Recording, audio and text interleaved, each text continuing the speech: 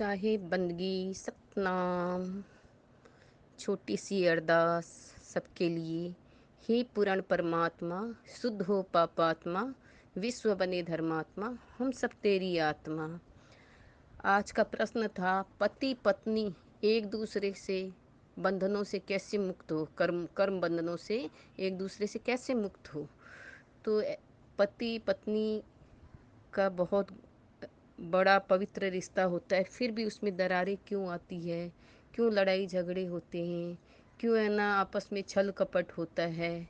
ये एक बहुत ही गूढ़ रहस्य है। ये हमारे सारा जो भी होता है ना पूर्व जन्मों के निर्धारित होता है, क्योंकि पूर्व जन्म ने हमने धोखा दिया था तो आज वो धोखा दे रही है, और जब उसने धोखा दिया था और आज आप धोखा दे रहे हो। तो एक पति था जो वकील था बहुत बड़ा पैसे से, और बहुत नाम था उसका, लेकिन वो घर पे जाता था तो उसकी पत्नी उसको डेली 20 डंडे मारती थी। डेली मतलब 20 डंडे मार के पिटाई करती थी।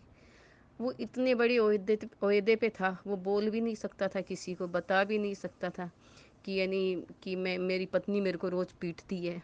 बड़ा दुखी था, बड़ा दुखी था वो। भक्ति भी बहुत करता था, परमात्मा का भी भगत था, ये भी नहीं था कि गलत था। वो एकदम बहुत अच्छा बंदा था। अंदर अंदर है ना रोता था कि हे परमात्मा, मैंने ऐसा कौन सा पाप किया कि मेरी पत्नी मेरे को मारती है, और मैं कहीं बोल भी नहीं सकता हूँ। इतना बड़ा आदमी अगर मैंने बोल दिया तो मेरी तो सब जगह मट्टी पलीत हो जाएगी। तो मैं क्या करूँ। ऐसे करते करते उनको एक फ़कीर मिला। तो फ़कीर के आगे वो बहुत दुखी बैठा हुआ था। और आप जानते हो जो साधु संत होते हैं, जो सच्चे साधु संत होते हैं, वो अंतर्यामी होते हैं। वो मन की बात पढ़ लेते हैं। जब सब चले गए तो उन्होंने बोला, बेटा बहुत दुखी हो। बोला, हाँ गुरुजी, क्या करें। तो बोले, गुरुजी मेरे साथ ऐसे ऐसे होता है, मैं इतना बड़ा आदमी हूँ, लेकिन मेरी पत्नी मेरे को रोज़ है ना गिन के 20 डंडे मारती है, कम से कम, ज़्यादा भले ही 20 डंडे से है ना मतलब कम नहीं मारती है मेरे को। मैं क्या करूँ, बड़ा दुखी हो रखा हूँ। तो उसने कहा, तुम्हारी पत्नी तुमको खाना देती है। बोला, हाँ देती है। तुम्हारी पत्नी तुम्हारे कपड़े धोती है। बोला, धोती है। सारा काम करती है। बोले, हाँ सारा काम करती है। तो फिर खाली 20 डंडे, वो तो सिर्फ तुमको 20 डंडे ही दे रही है। अरे भाई, पिछले जन्म में वो पत्नी थी, वो पति था, तुम पत्नी थी। तुम तो उसको खाना भी नहीं देती थी, घर में भी ये नहीं घुसने देती थी, और तुम उसका ध्यान भी नहीं रखती थी, और उसका ना कोई काम भी नहीं करती थी, और है ना सारा दिन उसको गालियाँ देती थी तुम। तो भाई ये गनीमत मानो कि ये ना वो तुमको सब कुछ दे रही है, खाली 20 डंडे तुम्हारे पड़ रहे हैं। तो बोले, गुरुजी अब मैं क्या करूं, मैं बहुत दुखी हूँ, मुझे कोई रास्ता बताओ। इसीलिए जीवन में बोलते हैं ना, गुरु का होना बहुत ज़रूरी होता है। तो गुरु राह दिखाता है।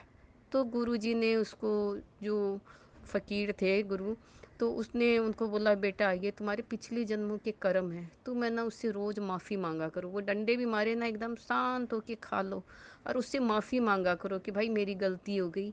और उसको है ना तुम जितना मतलब प्यार देते थे उससे ज़्यादा देना चालू कर दो। उसका ध्यान रखो। उसके हाथ में पैसे देते हो। बोले, नहीं देते।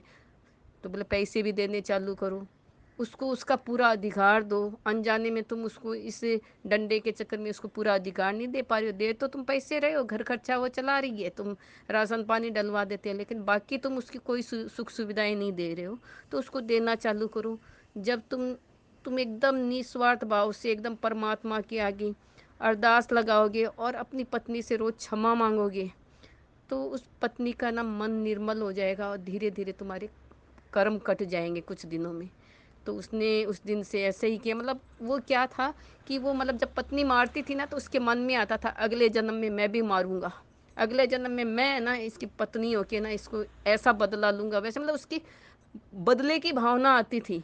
तो उसने बदले की भावना आने के कारण उसके कर्म कटते नहीं थे, और ज़्यादा पहाड़ चढ़ते गया कर्मों का। तो जब गुरु ने बताया, है ना, उस फ़कीर रूपी गुरु ने जब बताया कि बेटा तुम उसको माफ़ करना सीखो, उसके ऊपर कूड़ो मत। उसके लिए जो तुम पाप का गठरी बांध लेते हो अंदर अंदर मन मन में दिन भर में, वो जितना करती है उससे 100 गुना ज़्यादा तुम बांध लेते हो। तो ये तुम्हारे कर्म का लेखा जोखा तुम्हारा और ज़्यादा बढ़ रहा है, अगला जन्म तुम्हारा और बुरा हो सकता है। तो उसने जैसा उन्होंने उनको गुरु धारण किया, उनके पाँव पड़ा और गुरु ने जैसे बोला वैसा उसने किया और उनकी जीवन धीरे धीरे धीरे धीरे धीरे ऐसे पटड़ी में आई कि उसको पता ही नहीं चला कि कब है ना मेरा जीवन इतना सुखी हो गया और कब है ना मैं धर्म की राह पे चल गया। उसने एकदम जैसे गुरु ने बताया नाम दिया, फिर पत्नी ने भी आके नाम लिया और पूरा परिवार सुख शांति में हो गया। नहीं तो बच्चे भी भयभीत रहते थे माँ से और है ना सारे एक दूसरे से ना कटे कटे रहते थे। और अब उनमें इतना प्रेम हो गया। कैसे? क्योंकि वो गुरु के शरण में गए। इसीलिए बोलते हैं गुरु है ना बहुत कुछ है। वो परिवार के रिश्ते भी बनाता है, वो कर्मों के बारे में भी बताता है। इसलिए हम सभी को गुरु बनाना चाहिए। एक एग्जाम्पल ये है और बहुत सारे एग्जाम्पल है। मान लो पति पत्नी एक दूसरे को धोखा देते हैं तो वो भी हमारा पिछले जन्म का हिसाब किताब होता है। अगर नहीं है इस जन्म में आपने धोखा दिए तो आप मान के चलना अगले जन्म में आपको ब्याज सहित आपको है ना उस कर्मों का दंड चुकाना पड़ेगा।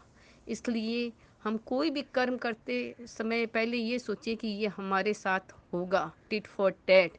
तो आप है ना बहुत सारे पाप से बच जाओगे, कोई भी पाप कर्म नहीं करोगे और आपके है ना पति पत्नी के बीच में प्यार बना रहेगा। और आप जब एक क्षमाशील होगे, धैर्यशील होगे और परिवार में एकदम सुख शांति हो जाएगी। परिवार का नाम ही है समझौता गाड़ी। परिवार चलाना मतलब समझौता गाड़ी। हर एक का सुख दुख, थोड़ा खट्टा मीठा सब कुछ बर्दाश्त जो आदमी कर लेता है वो परिवार बहुत अच्छे से चला लेता है। और उसके कर्म बंधनों का बंधन भी नहीं होता है। गुरु के सानिध्य से वो को किसी ने कुछ बोल भी दिया, मान लो पिछले जन्म के हिसाब से किसी ने गाली गलौज भी कर दिया, किसी ने उसको नीचा भी दिखा दिया, तो वो सहज स्वीकार कर लेता है क्योंकि उसके पास गुरु का ज्ञान है। गुरु का ज्ञान के माध्यम से वो अपने कर्मों को हल्का कर लेता है, ढीला कर लेता है। तो इसलिए सभी भाई बहन ध्यान दें, अपने परिवार को ऊपर ध्यान दें, बाहर इधर उधर ताकना बंद करें, अपना परिवार देखें। अपने परिवार में ही सब कुछ है। आज आप बाहर देखोगे, गलत गलत चलोगे तो कल आपके साथ भी वही टिट फॉर टैट होने वाला है और ब्याज सहित। इसलिए कोई भी कदम करो बहुत सोच समझ के करो ताकि पति पत्नी के जो ये रिश्ते हैं वो पवित्र रहे, अच्छे रहे और कर्म बंधनों का ना हमारा ढेर नहीं लगे। इसी शब्दों के साथ मैं विराम देती हूँ। आप सभी को साहिब बंदगी सतनाम।